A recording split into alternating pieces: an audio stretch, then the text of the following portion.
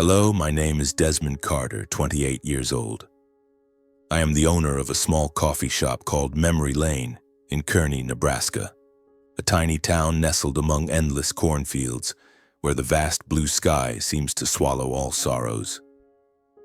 Kearney isn't anything special, just a few quiet streets, an old-fashioned grocery store, and folks so familiar with each other that I can guess their orders the moment they step into my shop. But for me, this is the place where I found myself after years of being lost within the very family I once called home. Today is a crisp autumn day, the air carrying the scent of dry leaves and a hint of Nebraska's earthy essence. I'm sitting in a cozy corner of my shop at a worn wooden table by the window, looking out at a road where a few corn-laden trucks rumble by. In my hand is a steaming cup of black coffee, and in front of me is an old, dusty box of photos. I dragged it out from the storage room after cleaning this morning, inexplicably drawn to revisit memories I had once tried to bury. I lift the lid of the box and the smell of old paper and time hits me. The photos are a jumble, some yellowed, some stuck together from humidity. I flip through them one by one as if turning the pages of my own life. One photo shows me at 5 years old standing next to my sister Abby, both of us wearing identical red sweaters, grinning ear to ear in front of a Christmas tree.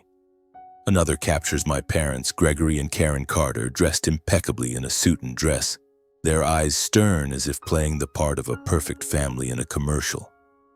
And then I pause. My fingers tremble as they touch a small, frayed photo. It's of my grandmother, Edith Carter, and me, taken in front of my Uncle Walter's house on the outskirts of Kearney.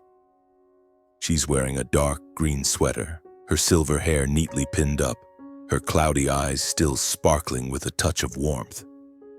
I, probably 16 or 17 at the time, stand beside her, holding her hand, my smile strained as if hiding something. That photo cuts through me like a sharp, unexpected knife slicing across my thoughts. Memories flood back unbidden like a torrent breaching the walls I've built around my heart. I see my grandmother's bewildered eyes again, her trembling hand clutching mine at the airport years ago. I hear her calling my name, her frail voice filled with love amidst the clamor of the crowd. And I see myself, an 18-year-old kid standing at a crossroads of choices, unsure of what I was doing, only knowing I couldn't leave her alone. I take a sip of coffee, trying to swallow the lump in my throat. Setting the photo down, I pull an old notebook from my jacket pocket and open it to a blank page. I'm no writer, nor am I good at storytelling, but today, I want to write this story down. Not to blame, not to resent, but to remember what saved me, what transformed me from a scared kid, caught between duty and rebellion, into the man I am today. I grew up in Lincoln, Nebraska, about a 3-hour drive from Kearney. Lincoln is bigger, more modern, but still carries the dullness of a small city where people live by unspoken rules. Our house was in the suburbs, a 2-story white-painted home with a wooden fence and a meticulously trimmed lawn.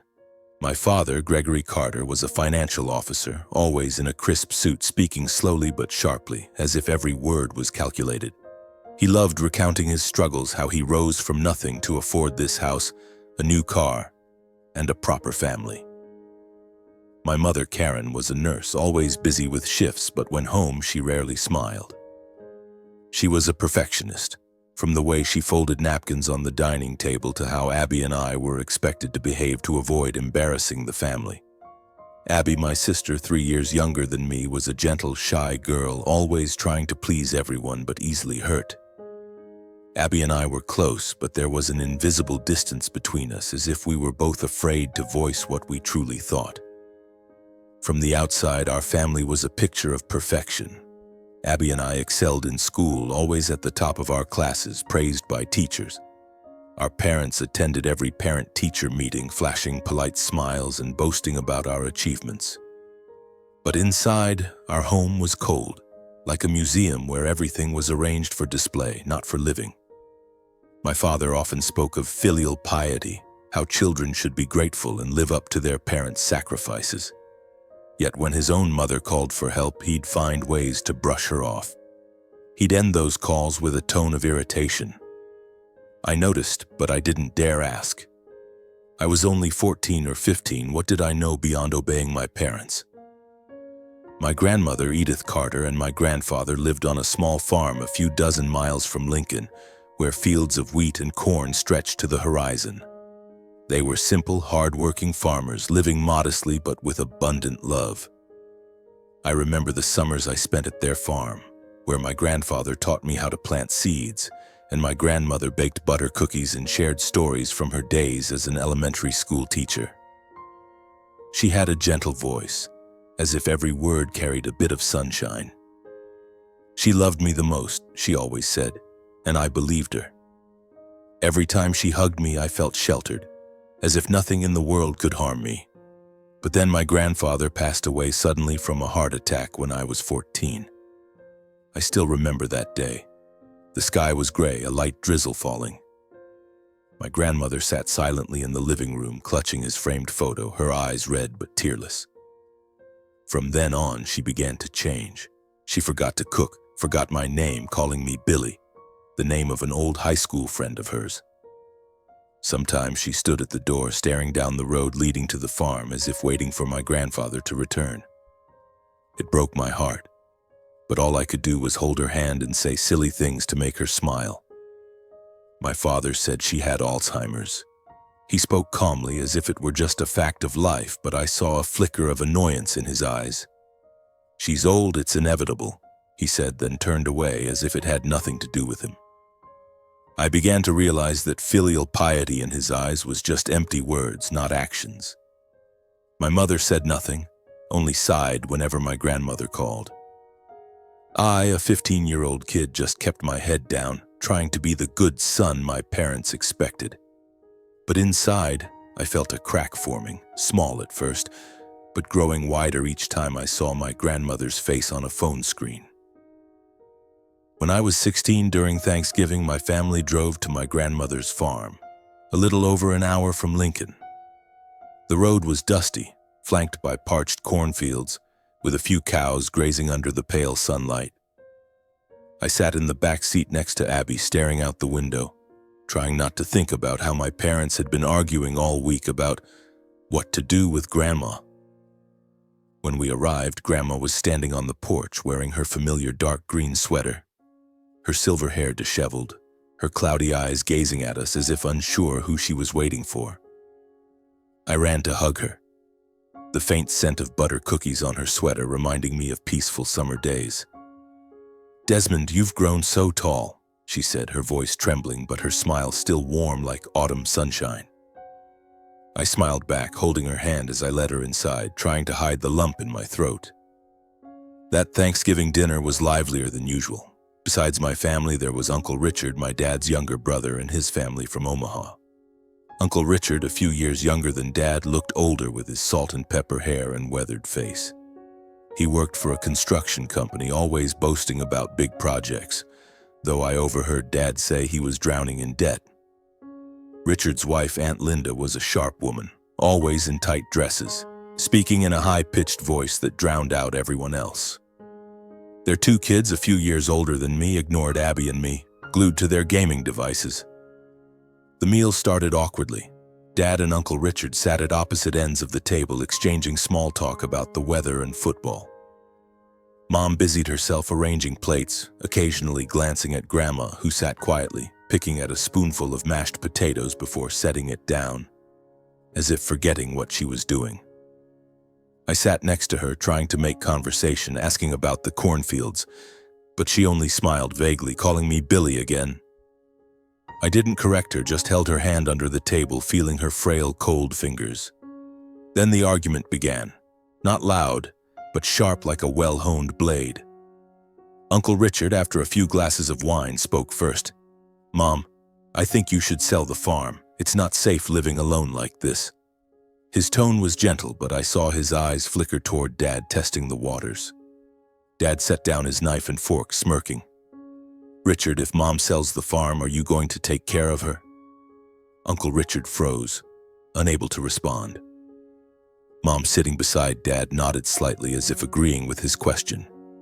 The conversation between Dad and Uncle Richard grew tense. Neither wanted the responsibility of caring for Grandma. Then Grandma, silent throughout the meal, suddenly looked up, her cloudy eyes scanning the table. "Stop arguing," she said, her voice slow but firm. "Whoever takes care of me gets everything. The land, the house, the savings, the insurance, all of it." The room went still. Dad froze, his wine glass suspended midair. Uncle Richard frowned, while Aunt Linda's eyes widened, as if she'd just spotted a gold mine. I sat there, not fully grasping the weight of her words, but I felt the shift in the air, like a bomb had been placed on the table waiting to explode. Dad broke the silence. "Mom, I'll take care of you," he said firmly. "I'm the eldest. You should stay with us." Uncle Richard protested, claiming Grandma would be better off with him in Omaha because of better hospitals. The argument flipped like a scene from a play. Just moments ago, they were dodging responsibility. Now, spurred by Grandma's words, they were vying to take her in. I gripped Grandma's hand, feeling her tremble slightly. But she said nothing more, staring into the distance as if in a place none of us could reach. In the end, Dad won, being the eldest and with Mom being a nurse who could care for the elderly. Uncle Richard reluctantly agreed to let Dad take Grandma. A week after that Thanksgiving dinner, Grandma moved in with us in Lincoln, bringing a few suitcases of clothes, a framed photo of Grandpa, and memories that were slowly slipping away. For the first 2 years, things seemed fine. My parents treated Grandma like an honored guest. Mom took her to doctor's appointments, bought her medication, and even taped a detailed medication schedule to the fridge. Dad occasionally took her for walks in the park, bought her a new sweater, and bragged to neighbors about how filial he was. Abby and I were encouraged to talk to her, read to her, or watch her favorite old TV shows with her. I saw her smile more, though her smiles often came with a distant look, as if she were trying to recall something important. But then things began to change. One evening, I overheard my parents arguing in the living room. Dad was asking Mom about Grandma's property deeds, her bank account, the savings she'd mentioned. Mom said Grandma couldn't remember, that whenever she asked, Grandma only shook her head or rambled about Grandpa. "She's not that confused," Dad snapped, his voice low but sharp. "She's hiding it, I'm sure." Mom sighed, telling him to calm down, that they'd figure it out. One day, Mom brought a psychologist to the house, a middle-aged man with thick glasses and a honeyed voice. He sat beside Grandma, asking about the farm, the deeds, the money. But she only shook her head, muttering disjointed sentences. Dad stood at the door, arms crossed, his face dark. From then on, my parents' attitude toward Grandma shifted, slowly but noticeably. Mom started complaining that Grandma dirtied the house, spilled coffee on the rug, or forgot to turn off the gas stove. Dad scolded her in front of guests, saying things like, "Mom, sit still, don't bother everyone." Grandma stayed silent, her cloudy eyes fixed on the floor, as if she knew she was becoming a burden. Once I saw her sitting alone in an armchair, folding and refolding a napkin, her trembling hands searching for something to hold on to. I wanted to run to her, to hug her. But Mom pulled me back, saying, "Don't indulge her too much, you have to study." I started feeling suffocated in my own home. Abby felt it too. She'd hide in her room, writing in her diary or listening to music, trying to block out the arguments. I wanted to say something, to tell my parents to stop, but every time I tried, I remembered Dad's stern gaze, Mom's look that said I was just a kid who didn't understand. I was 17, in my final year of high school, and the pressure of college entrance exams kept me from confronting them. But every time I looked at Grandma, my heart felt like it was being squeezed. One memory still haunts me. It was a stormy night, thunder rumbling outside. I was doing homework in my room when I heard Mom shout from the living room, "She's gone, it's pouring outside." I ran downstairs to find Mom at the door, holding an umbrella but soaked through. Dad was on the phone, his voice panicked. Grandma was missing. No one knew when she'd left, only that she'd slipped out the back door without an umbrella or shoes, clutching Grandpa's framed photo. I didn't think twice. I grabbed my old bike, threw on a raincoat, and pedaled into the storm. Rain stung my face, cold and relentless, but I didn't stop. I rode through every street, knocking on neighbors' doors, but no one had seen her. My heart pounded, not just from fear, but from anger. Anger at my parents for letting it come to this, anger at myself for not acting sooner. After nearly an hour in the rain, I found her. She was huddled under an old oak tree at the end of a road, soaked to the bone, clutching Grandpa's photo to her chest. "Grandma!" I called, my voice breaking. She looked up, her cloudy eyes meeting mine, and smiled. "Billy, you're back?" she whispered. I knelt beside her, hugging her, my tears mixing with the rain. At that moment, I knew I couldn't stay silent anymore. I took off my raincoat and draped it over her shoulders, though it did little to shield her from the cold seeping through her thin clothes. "Let's go home, Grandma," I said, trying to keep my voice steady. Though a fire burned inside me, the ride back felt endless. I glanced at her, her silver hair plastered to her forehead, her cloudy eyes fixed on the ground as if searching for something long lost. "Are you cold, Grandma?" I asked, knowing she might not answer. She shook her head slightly, whispering, "Billy, where's he gone?" I squeezed her hand, unable to respond, knowing Billy wasn't me, and Grandpa could never return. As we reached the yard, the yellow glow from the living room spilled out, illuminating the wet wooden fence.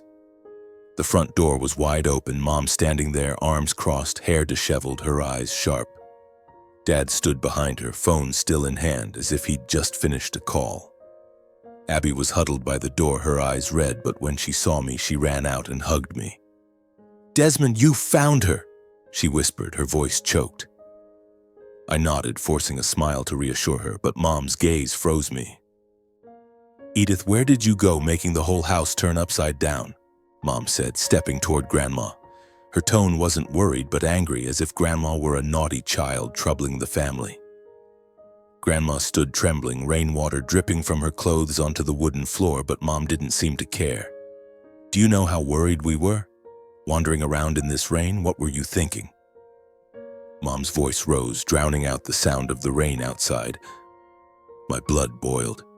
"Mom, Grandma's freezing, let me take her to change," I said, trying to stay calm, guiding Grandma past her. But Mom blocked me, grabbing Grandma's arm, not gently. "Desmond, stop, I'm talking to her." Grandma looked up, her eyes confused, as if she didn't know where she was. "Karen, I was just looking for George," she mumbled, referring to Grandpa.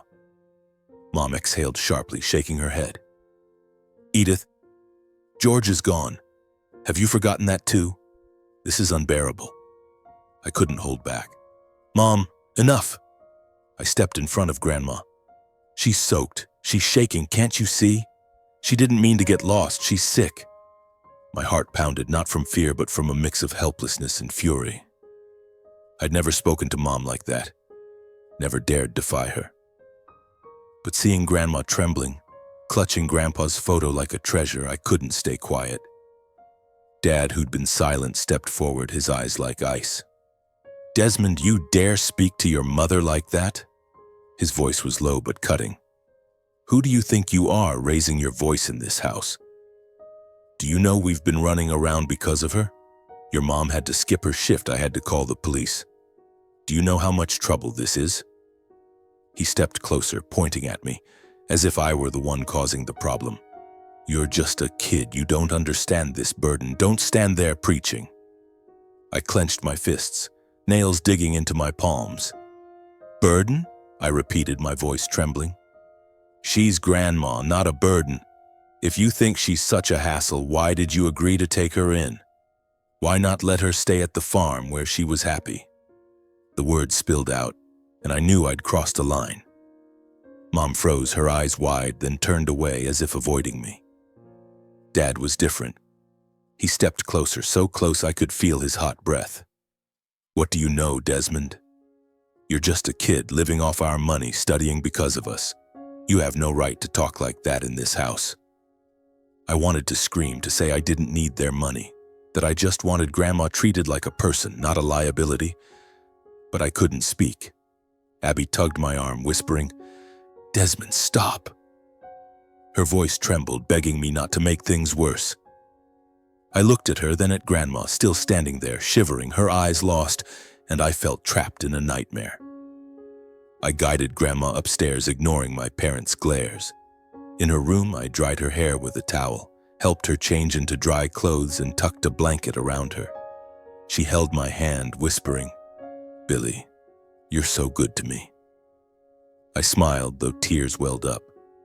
"I'm Desmond, Grandma," I said softly, but she just smiled, her eyes distant.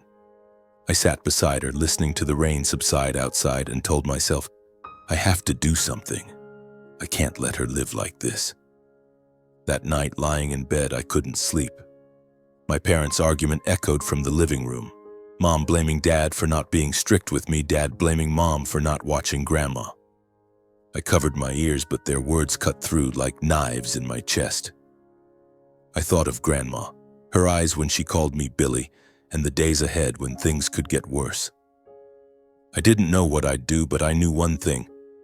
I couldn't let Grandma keep suffering. The weeks that followed felt heavy, like a storm brewing in our house. My parents no longer hid their frustration with Grandma. Every time she spilled a glass of water or forgot someone's name, Mom would sigh and mutter about how we can't keep living like this.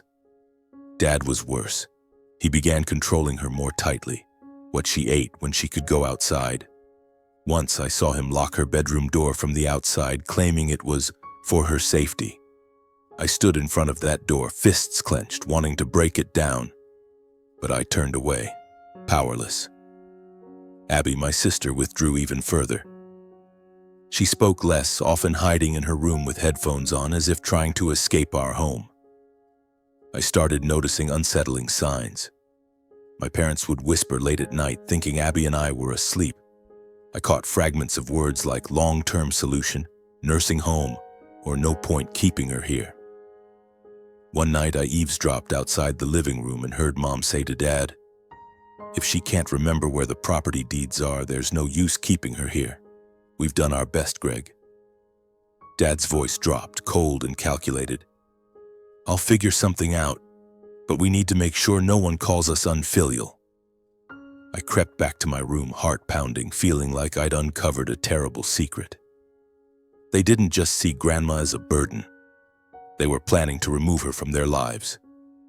Their chance to act came sooner than I expected. My parents announced we were going on a family trip to Africa, a safari Dad had long planned to show off to friends and colleagues. "We all need a break," he said at dinner, his enthusiasm forced. "Africa, safaris, elephants, lions, it'll be an amazing experience for you kids." Abby nodded, but I saw sadness in her eyes, as if she knew this trip wasn't about family bonding. I glanced at Grandma, sitting quietly at the end of the table, picking up a piece of potato and setting it down, her gaze distant. "What about Grandma?" I asked, my voice trembling. Dad looked at me, his smile stiffening. "She's coming, of course. We're a family." But I didn't believe him. Something in his tone and Mom's evasive glance made me uneasy. On the day of departure, we were up at dawn. I helped Grandma put on her familiar dark green sweater, guiding her to the car, noticing how tightly she clutched Grandpa's framed photo, as if it were her anchor to this world. The drive to the airport was long and silent. Abby sat beside me, headphones in, staring out the window. Dad drove while Mom checked plane tickets, muttering about the itinerary. Grandma sat in the back, her trembling hands stroking the photo frame, occasionally whispering, "George, where are we going?" I held her hand, forcing a smile, but a heavy weight pressed on my chest. At the airport, the bustle felt suffocating. Announcements blaring, people chattering, suitcases rolling. We lined up at security, my parents leading, Abby trailing behind. I guided Grandma, walking slowly so she wouldn't tire. She clutched Grandpa's photo, her steps unsteady, her eyes scanning the crowd as if searching for a familiar face. I held her hand tightly, smiling to reassure her, but the unease in my gut grew, like something terrible was about to happen. We passed through security. The staff scanned tickets and checked bags, and I noticed Mom glance at Grandma with a flicker of irritation. I gripped Grandma's hand tighter, leading her through the long hallway to the departure lounge. The lounge was packed, every seat taken by passengers with oversized suitcases. My parents found a quiet corner, set down their bags, and Mom began rechecking tickets. Abby sat, headphones on, eyes glued to her phone, shutting out the world. I helped Grandma settle into a chair near a window overlooking the tarmac. She still held Grandpa's photo, her fingers tracing his face, her gaze lost. "Stay here, Grandma, I'll get you some water," I said. The airport speaker crackled, a calm female voice announcing, "Flight BA247 to Johannesburg is now boarding. Passengers, please proceed to gate 12. Dad stood immediately, grabbing his suitcase. "Let's go, Desmond Abby," he ordered brusquely. Mom took Abby's hand, pulling her up, and I saw her glance at Grandma but say nothing. I turned to help Grandma stand, but Dad cut in. "Desmond, hurry up, she's fine there." I froze, looking from him to Grandma, still sitting, her eyes vaguely fixed on the window. "What about Grandma?" I asked, my voice shaking. "Worry about yourself," Mom snapped, her tone sharp, pulling me toward the gate. Abby followed, head down, silent. I looked back at Grandma, small and alone in the vast lounge, like a leaf in a storm. My heart clenched. What were they doing? Leaving her there? With her memory, she wouldn't know where she was or how to get home. A horrifying thought hit me. They were abandoning her. The whispers at night, the evasive glances. It all made sense now. The airport shuttle bus waited below, doors open, passengers crowding aboard. My parents and Abby climbed on quickly. Mom waved me over. "Desmond, come on!" I stopped, my feet rooted to the ground. I couldn't board that bus, couldn't leave Grandma alone in this cold airport. "I'm not going," I said firmly, though my heart raced. Mom froze and Dad turned back, face red. "Desmond, you dare!" he shouted, but I was already running back to the lounge. Thankfully, Grandma was still there. I rushed to her, kneeling before her chair, grabbing her hands. "Grandma, it's me. I'm not going anywhere," I said, my voice choking. She looked at me, smiling faintly. "Billy, I was so scared," she whispered. I hugged her, feeling her frail body tremble in my arms. We sat there as my family's plane took off, the roar of engines echoing through the glass. And I knew in that moment everything had changed. I had chosen Grandma, no matter the cost. Afterward, I didn't know what to do next. Should I take her back to my parents' house filled with painful memories and their criticism? No, I couldn't bring her back there. Then I remembered Grandma mentioning her younger brother, Walter, who lived in Kearney, Nebraska. She'd spoken of him warmly, like a rare piece of memory still intact. I pulled out my phone and searched for Walter's farm, Harmon's Farm, Kearney, Nebraska. Luckily, I found the farm's phone number. I dialed, my voice trembling, and an older man answered. "Walter Harmon here. Who's this?" I took a deep breath and explained everything. Grandma, the airport, my decision. He was silent for a moment, then said, his voice thick with emotion, "Bring her here. I'll take you both in." I bought 2 long-distance bus tickets from Lincoln to Kearney, the earliest leaving that evening. I guided Grandma onto the bus and we sat together, eating dry airport sandwiches and dozing against each other. When the bus stopped in Kearney at dawn, Walter, a weathered 70-year-old with kind eyes, was waiting at the station. He wore a faded checkered shirt, holding a small sign reading Edith and Desmond. Seeing Grandma, he ran to her, hugging her tightly, his eyes wet. "Edith, you had me so worried," he said, voice trembling. Grandma looked at him, smiling faintly. "Walter, when did you get so big?" she said. I stood there, watching them, warmth flooding my heart. This was family, I thought. Not empty words, but moments like this. Walter took us to his farm, a small wooden house nestled among cornfields. His wife, Mary, greeted us with warm cookies and tea. I recounted everything, from how my parents treated Grandma to my decision at the airport. Walter listened, nodding silently, his eyes full of empathy. "You did the right thing," he said, patting my shoulder. "From now on, she stays with us, and you too, if you want." A week at Walter's farm felt like a peaceful dream. something I never thought I'd find after the stifling days in Lincoln. The small wooden house sat amid cornfields surrounded by rich red soil and apple trees heavy with fruit. Each morning I woke in a tiny attic room, hearing birds chirping outside and smelling Mary's butter cookies wafting from the kitchen. Grandma, though her memory faltered, seemed to find some peace. She liked sitting on the porch in an old armchair, clutching Grandpa's photo, gazing at the fields with dreamy eyes. Sometimes she softly sang a folk song I didn't know, her trembling voice full of emotion as if recounting a story from long ago. I helped Walter at the market daily, loading apples and pumpkins onto his old truck and selling at Kearney's Main Street corner. The people here were kind, calling Walter by name and asking about Grandma with genuine care. "How's Edith doing?" an elderly flower vendor asked, her eyes warm. I smiled, saying she was okay, though she sometimes forgot names. Walter just patted my shoulder as if to say I didn't need to explain too much. Here, people accepted Grandma as she was, not as a burden. Evenings, we gathered around the dining table under the warm glow of an oil lamp. Mary shared stories of Walter's youth, how he drove corn across Nebraska, while he laughed, teasing her for getting details wrong. Grandma sat quietly, sometimes adding a fragmented story about Grandpa, about their days planting wheat on this land. I listened, feeling a connection I'd never had at home, a real bond not requiring perfection or the facade of an ideal family, but the peace wasn't without disruption. My phone buzzed incessantly soon after, messages from Mom, Dad, and Abby. I glanced at the screen, seeing dozens of notifications, but didn't open them right away. I knew they'd returned from Africa.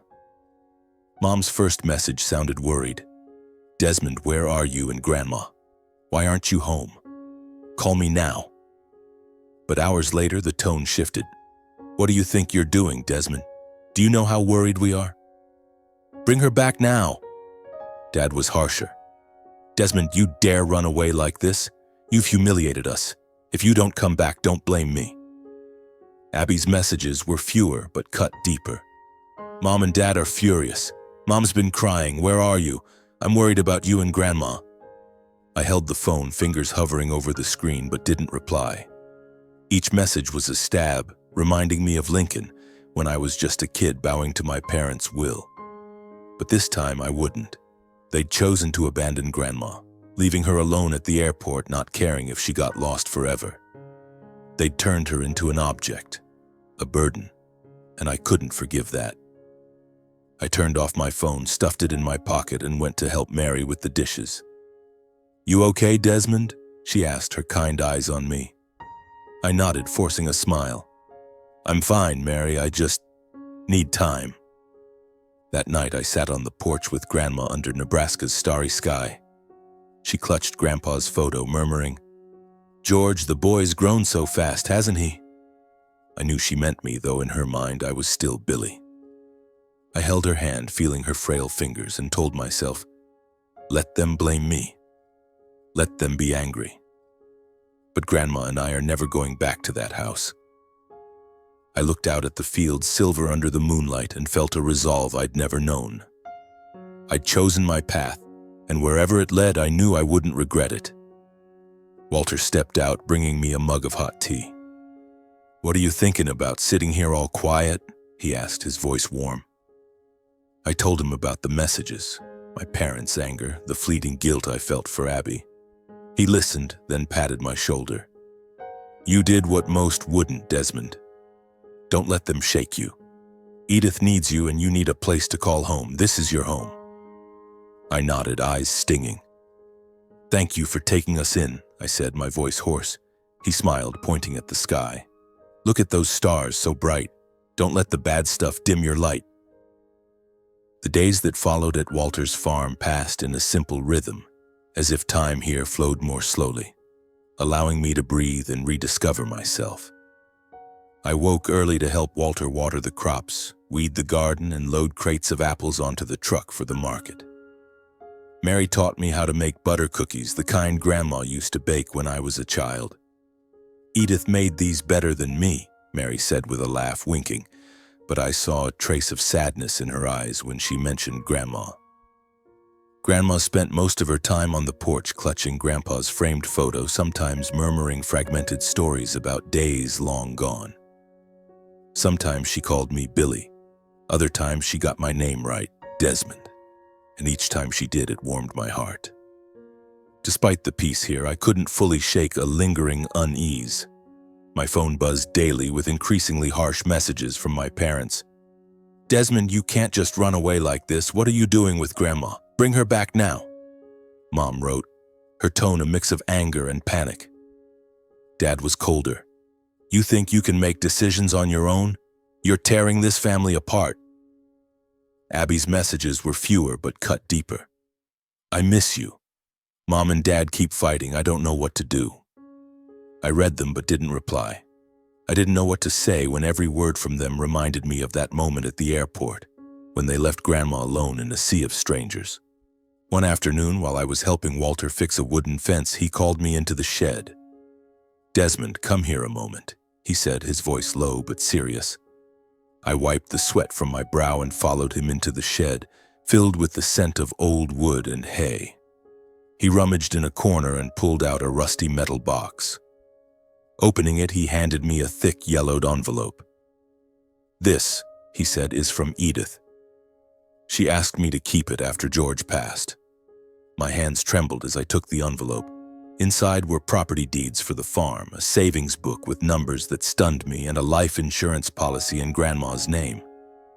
I looked at Walter, confused. "Grandma gave this to you?" I asked. He nodded, sitting on a wooden crate, his eyes distant. "She knew her memory wouldn't last. After George died, she gave it all to me, saying I'd know who to give it to when the time came. I think that time is now." I didn't know what to say. The envelope felt heavy, not just from the papers, but from their significance. Grandma, despite her fading memory, had planned for the future. For me, long ago. I thought of my parents, their questions about her papers, how their attitudes shifted when they realized she couldn't remember. They'd seen her as a burden, but she, in her haze, still thought of others. "Walter, you keep it," I said, pushing the envelope back. "I don't need it," but he shook his head, smiling faintly. "Desmond, your grandma wanted you to have it, not for the money, but because she trusts you." That night I lay in bed with the envelope on the bedside table, but I didn't open it again. I thought of Grandma, of the days ahead, and vowed to care for her. Not for the papers or money, but because she was family, the only true family I felt connected to. I wanted her to live her final days in peace, not in blame or abandonment. A few days later, Grandma was unusually lucid. She called me to her room, her voice clear for once. "Desmond, sit with me," she said, pointing to the chair by her bed. I sat, holding her hand, feeling her frail but warm fingers. "I don't remember everything," she said, her eyes clearer than usual. "But I know you're a good person. You didn't abandon me." I smiled, fighting back tears. "I'll never abandon you," I said, my voice hoarse. She nodded and told me to call someone. "Lawyer Thompson in town," she said, her voice slow but firm. "I want to see him." Surprised, I complied. Mr. Thompson, an elderly man with white hair and round glasses, arrived that afternoon. In Walter's small living room, under the glow of an oil lamp, Grandma clearly stated she wanted to transfer all her assets, the farm, savings, insurance, to me. "He takes care of me," she said, looking at Thompson, then at me. "I want him to have it all." I was stunned, wanting to protest, but Walter placed a hand on my shoulder, shaking his head gently, signaling this was her wish. Thompson took careful notes, prepared the paperwork, and promised to finalize everything in a few days. As he left, Grandma held my hand, whispering, "I don't have much time left, Desmond. But I'm at peace because of you." I hugged her, tears streaming down my face. In that moment, I knew this wasn't just about assets. It was a quiet passing of love, of trust, from her to me. Over the next few months, I balanced work and study. I enrolled part-time at a community college in Kearney, taking classes in agriculture and business management. During the day, I helped Walter at the market selling apples and pumpkins, learning to keep accounts. At night, I cared for Grandma. I changed her diapers when she could no longer manage, read her old books she'd once read to me as a child. Once, while reading The Wind in the Willows, she smiled and murmured, "George loved this one." I paused, looking at her, realizing that even as her memory faded, fragments of Grandpa remained, like precious gems in her soul. She started recalling small things. One afternoon, she taught me how to make butter cookies, though her trembling hands spilled flour on the table. "Roll the dough thin, Desmond," she said, her tone serious, like the teacher she once was. I laughed, following her instructions, though the cookies came out slightly burnt. She took a bite, closed her eyes, and said, "Just like mine." Those fleeting moments were my treasures. One day, she asked me to take a photo of her with my college acceptance letter. "Keep this one," she said, her voice weak but firm, "so you'll remember I'm proud of you." I had Mary take the picture. In it, I stood beside her, smiling, while she looked at me with bright eyes, as if trying to etch the moment into her memory before it slipped away. But Grandma's health was fading. She slept more, spoke less, and her lucid moments grew rare. I knew her time was short, but I didn't want to dwell on it. I just wanted to be with her, care for her, and hold on to the fragments of memory she had left. 2 years passed, and I continued my studies at the community college, balancing agriculture assignments with long days helping Walter at the market. But my heart was always with Grandma. Every morning I checked to see if she'd slept well, if she needed her diaper changed or her medication on time. Grandma rarely spoke anymore. She sat in her wheelchair, her cloudy eyes gazing out at the cornfields as if searching for Grandpa in the breeze rustling through. Once I wheeled her out to the yard to feel the warm spring sunshine. She held my hand, saying nothing, but her gentle squeeze told me she knew I was there. Those small moments were my strength to carry on. I stopped caring about the messages from my parents. Their blame and threats now felt like a passing breeze. Abby still texted, though less often, with short questions. "Are you okay? How's Grandma?" I replied briefly, knowing she was caught between our parents and me. My graduation day arrived, a milestone I never thought I'd reach back in Lincoln. I stood before the mirror in my attic room, wearing my cap and gown, feeling both proud and hollow. I'd done it, graduated community college with decent grades, enough to dream of a stable future, perhaps managing the farm or starting a small business. But the joy wasn't complete, knowing Grandma's time was short. That day, I wheeled Grandma to the campus where the ceremony took place under Nebraska's radiant sun. She wore her familiar dark green sweater, her cloudy eyes softening with a faint smile as she saw me in my gown. "Desmond," she whispered, her voice barely audible. I knelt, holding her hand. "Grandma, I did it," I said, keeping my voice steady. She nodded, her smile widening as if she understood, if only for a moment. I asked a nearby student to take a photo of us. In it, I stood behind her wheelchair, hands on her shoulders, smiling, while she looked at the camera, her eyes briefly bright, as if trying to hold on to the moment. I kept that photo in my wallet, a reminder that she was with me, even in her silence. The ceremony passed quickly. Applause, laughter, caps tossed into the air. Walter and Mary were there, hugging me, saying Grandpa and Grandma would be proud.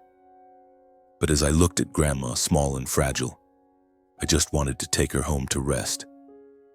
A week later, Grandma passed away. It was a quiet morning, with early sunlight filtering through the window, illuminating her face. I went to check on her as usual, but when I touched her hand, I knew. She lay in bed, eyes closed, her face peaceful, as if she'd found Grandpa in her final dream. Grandpa's framed photo was still beside her, clutched tightly even in her last moments. I sat down, held her hand, and cried. Not loud sobs, but silent tears, streaming like a river carrying both joy and pain. I'd kept my promise. She was never alone.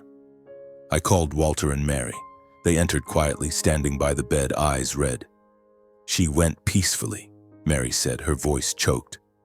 Walter placed a hand on my shoulder, saying nothing, but his touch told me he understood. We held Grandma's funeral at the farm, a simple ceremony with just me, Walter, Mary, and a few Kearney neighbors. I didn't invite my parents, not out of anger, but because they didn't belong here in Grandma's story. Abby sent a bouquet of white daisies with a note. "Desmond, I'm sorry. I hope Grandma rests in peace." I placed the flowers on her grave but didn't reply. I wasn't ready. The funeral took place under the old oak tree where Grandma used to sit and watch the fields. I stood by her small grave thinking of what she'd taught me. Not through words, but through how she lived, loved, and persevered despite her fading memory. I vowed to live in a way that honored her, worthy of the trust she'd placed in me. The days following the funeral felt like standing on the edge of two worlds. On one side was Kearney, where I'd found peace with Walter, Mary, and memories of Grandma. On the other was Lincoln, where I grew up, where my family, my parents, and Abby still lived, but now felt more distant than ever. I knew I had to return to Lincoln, not to reconcile, but to confront, to look my parents in the eye and understand what they felt when they learned Grandma had passed, when they realized I'd chosen her over them. I prepared for the trip like gearing up for a battle. I packed a few clothes, checked the photo of me and Grandma from graduation day, and tucked it carefully into my wallet. Walter saw me off at the bus station, his kind eyes tinged with worry. "You don't have to do this, Desmond," he said, placing a hand on my shoulder. "But if you've made up your mind, stay strong like you always have. And remember, Kearney is always your home." I nodded, hugged him, and boarded the bus, feeling like I was stepping into a storm I wasn't sure I could weather. The 3-hour bus ride from Kearney to Lincoln felt like a lifetime. I stared out the window at the sprawling cornfields, dusty roads, and scattered houses. Each sight reminded me of Grandma, her sitting on the porch singing old songs or holding my hand calling me Billy with a dreamy smile. I wondered if my parents had ever truly loved her, or if it was all a performance to save face.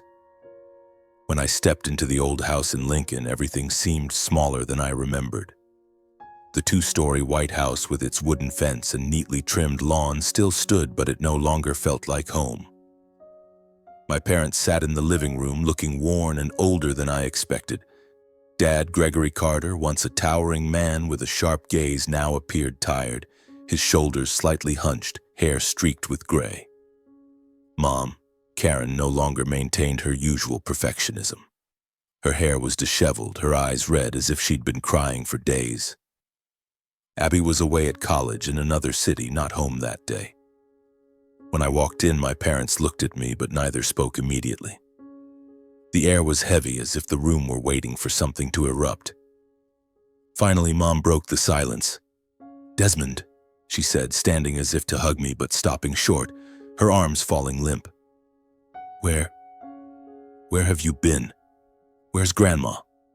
I looked at her, not angry or sad, just exhausted. "Grandma passed away 2 weeks ago," I said, my voice flat, as if speaking of a stranger. "She died in Kearney, where she was loved." Mom collapsed into a chair, covering her face, her shoulders shaking. "I didn't want this," she mumbled, her voice choked.